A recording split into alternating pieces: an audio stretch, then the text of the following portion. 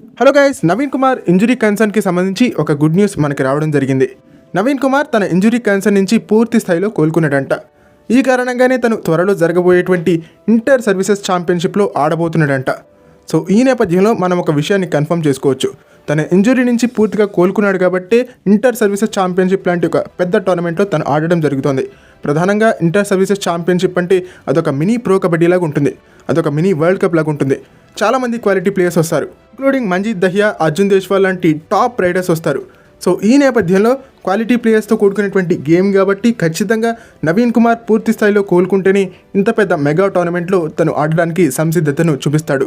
So ఈ నేపథ్యంలో మనం కన్ఫర్మ్ చేసుకోవాల్సింది ఏంటంటే నవీన్ కుమార్ తన ఇంజురీ నుంచి పూర్తి స్థాయిలో కోలుకున్నాడు. నవీన్ కుమార్ ఫ్యాన్స్కి ఇదొక మంచి అప్డేట్గా మనం అభివర్ణించుకోవచ్చు. At the same time Naveen Kumar పైన టార్గెట్ చేయాలని చెప్పేసి తెలుగు టైటన్స్ ఫ్యాన్స్ అందరూ కూడా భావిస్తున్నారు. తెలుగు టైటన్స్ ఈసారి నవీన్ కుమార్ పైన టార్గెట్ చేసి తీసుకుంటే బాగుంటుందని తెలుగు ఫ్యాన్స్లో చాలామంది అభిప్రాయపడుతున్నారు. వాళ్ళకి నేను ఇచ్చేటువంటి సమాధానం ఏంటంటే నవీన్ కుమార్ తన ఇంజురీ నుంచి పూర్తి స్థాయిలో ఇప్పుడు కోలుకున్నాడు. బట్ తెలుగు టైటన్స్ తను తీసుకున్న తర్వాత ఫ్యూచర్లో తను ఇంజురీ కన్సర్న్ బారిన పడితే కనుక తెలుగు టైటన్స్కి అదొక తీరని లోటుగా మారిపోతుంది. దీనివల్ల తెలుగు టైటన్స్ భారీగా ఇబ్బంది పడేటువంటి అవకాశం ఉంటుంది.